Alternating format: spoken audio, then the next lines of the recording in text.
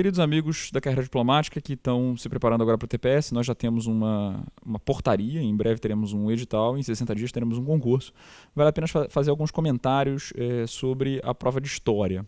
Essa prova de História do CACD é muito diferente da prova de outros concursos. Então, se você já é um aluno que está estudando para o concurso há muito tempo, você já fez uma bateria de exercícios, provavelmente já corrigiu questões do TPS dos anos anteriores.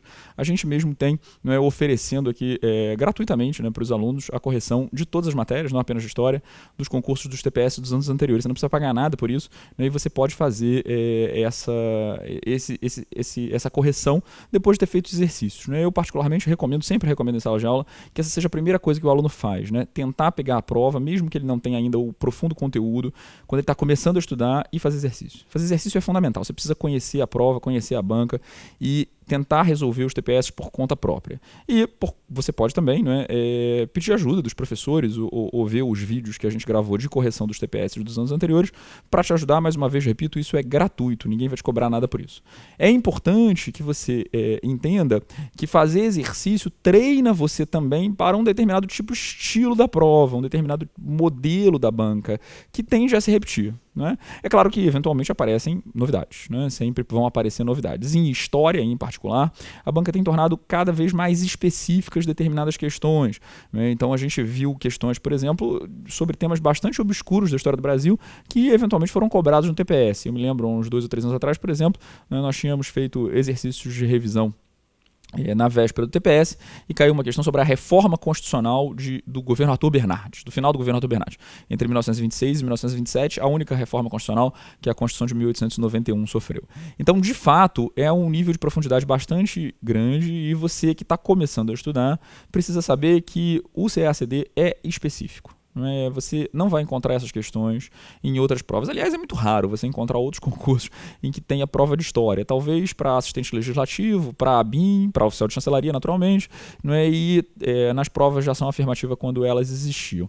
Isso, em geral, são questões também mais fáceis. São também questões mais fáceis. As questões do CACD, elas envolvem historiografia, e elas envolvem história da política externa brasileira. E isso torna essas questões mais difíceis em História até do que questões para professor de História, por exemplo, dos estados e municípios do Brasil, ou mesmo para universidades. Eu fiz o concurso do Colégio Pedro II, no qual eu fui aprovado em segundo lugar no ano de 2003, e eu me lembro de ter feito uma prova mais fácil na época, do que a prova do CACD, ou as provas do CACD em geral. E olha que em 2003 as provas eram mais fáceis do que são hoje. Elas vêm se tornando crescentemente mais difíceis. E a prova de História no CACD responde mais de 20% do total. Nos últimos anos tem sido pelo menos 5 questões de História do Brasil e pelo menos 12 questões de História Geral. E isso significa 11 questões de História Geral. Isso significa no total quase 20%, 20% do total. Então isso é muito relevante, você saber que História representa 1/5 da tua nota pelo menos no TPS.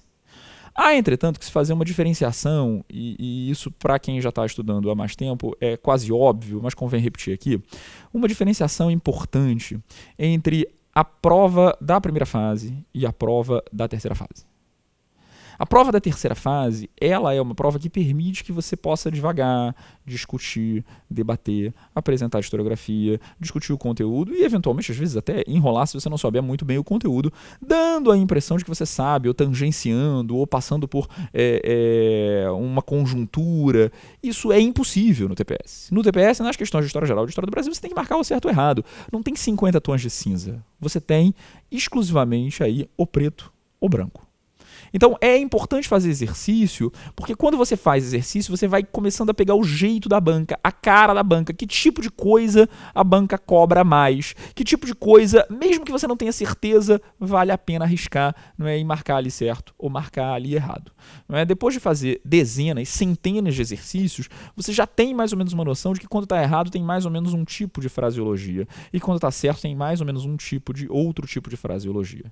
Eu conheci uma professora de geografia que acertava questões de física sem saber nada de física, porque ela tinha passado 30 anos fazendo prova para Enem, para vestibular e etc. Então ela já sabia o jeitão, ela já sabia como os professores construíam isso.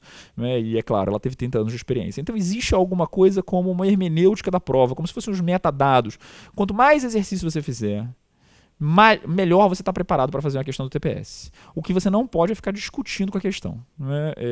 Debatendo com a questão.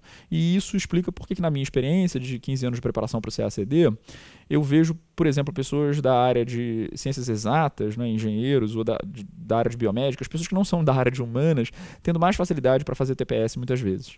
Enquanto alguém que é formado em história, em letras, em geografia, em direito, tem mais facilidade no conteúdo, esse conhecimento de prova é mais fácil de ser introjetado por alguém que não vem da área de humanas, né? Alguém que veio de medicina, que veio de engenharia, que veio de matemática e que consegue, depois de muitas coisas, aprender sem muito viés, né? Como a gente de humanas tem, e sem ficar discutindo, fazendo provas inclusive mais rápido e com maior grau de acerto e de eficiência, né? E pessoas que têm o mesmo conteúdo conseguem brigar menos com a prova. E você fica olhando para a prova e fica discutindo, mas pode ser isso, mas também pode ser aquilo.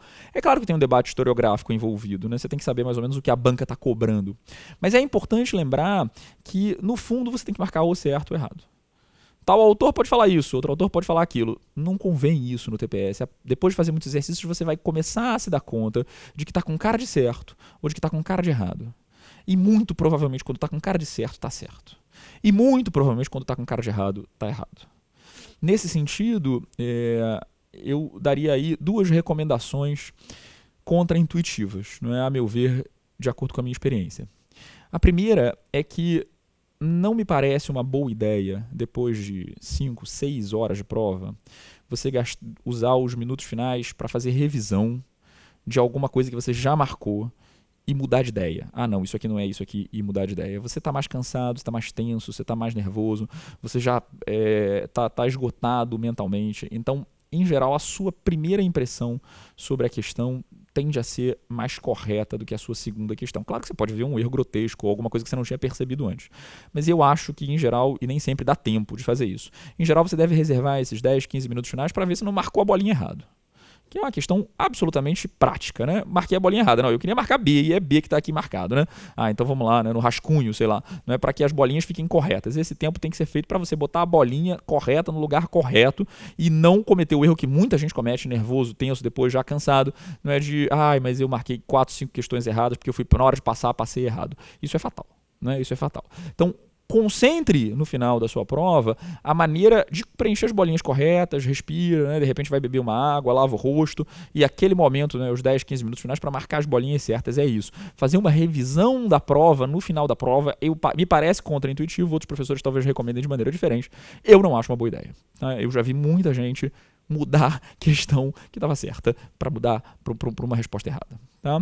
A outra coisa que eu recomendo, sobretudo para você que é um aluno mais experiente, que já está estudando mais tempo, que já fez o TPS 1, 2, 3 vezes, ou que faz muito exercício, ou que está fazendo curso CLIO ou algum outro curso, que está estudando já há bastante tempo, que está se dedicando a isso, é que você evite deixar questões em branco.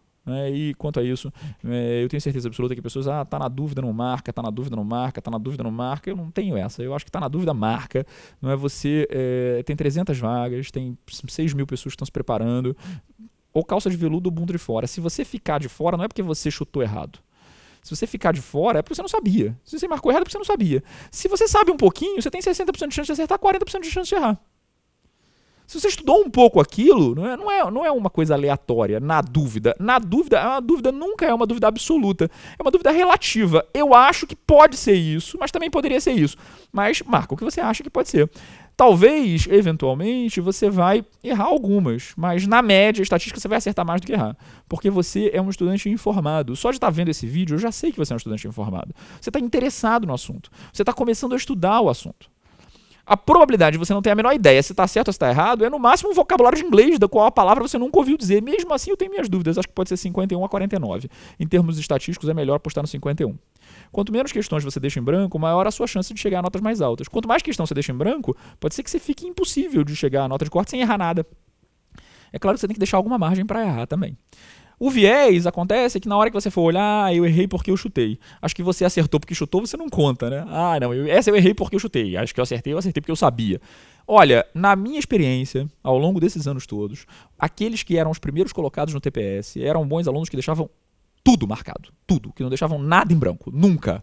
Não é? Várias vezes conheci vários primeiros colocados no TPS em muitos anos, 2006, 2007, 2008, 2009. Não é? Esses primeiros colocados nunca deixavam questão em branco. É uma sugestão contra-intuitiva, eu tenho certeza que outros professores podem falar coisas diferentes, mas eu acho que se você está bem preparado, vale a pena arriscar.